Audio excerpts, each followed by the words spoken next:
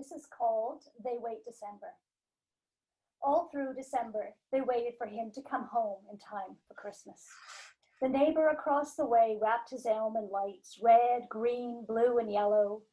Thin snow blew, catching in the cord around the bare trunk. Ice fog worked its usual confectioner's magic on spruce trees up and down the street. Packed snow raised the level of the roadbed above the sidewalks. Nothing looked like itself. Everything felt ready for his return, and so they were waiting. After what had happened, some change was unavoidable. That they knew, and they told themselves this Christmas would be a little different. But still, they waited for him to come home. They understood there might be a new means of travel, a new form of greeting, a new seating plan for the table, a new mode of conversation. Sometimes they spoke in fresh snow voices, muffled and soft, describing to each other what they thought might happen. They groped to shape the man himself, how he would look, what he would say, how they expected his knock, coming as though nothing had changed. But mostly they just waited. Other people came in time, and how glad they were to greet each new arrival. They did what they could in the spirit of the season. They made their houses warm and fragrant. They lit candles and heaped plates. They lay on sofas and ate sandwiches. They counted chairs wrong, put out too many water glasses. They folded napkins over and over until someone said, "Stop." When he didn't come home in time for Christmas, their minds ordered them to dream of him. They hadn't yet seen him in sleep, preferring that he should just get it together and come home in time. But now they lay down all at once, closing their eyes. They paused in the wintry street, the packed snow high above the sidewalk. The neighbor called to them, waving at the Christmas lights. Overhead, stars of red, green, blue, and yellow spanned the night sky. They smiled at the neighbor. They prepared themselves to say something pleasing, something kind.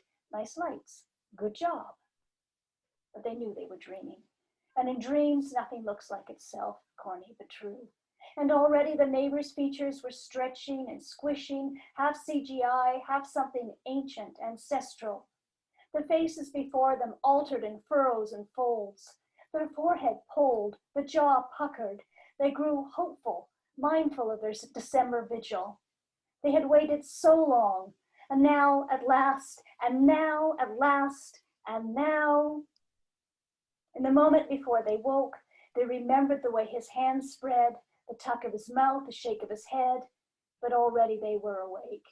In their bedrooms, in single, queen, or king-size beds, in cotton or flannel sheets, in daylight or street light, in nightgowns or pajamas or birthday suits. In between walls, patterned or bare, they woke.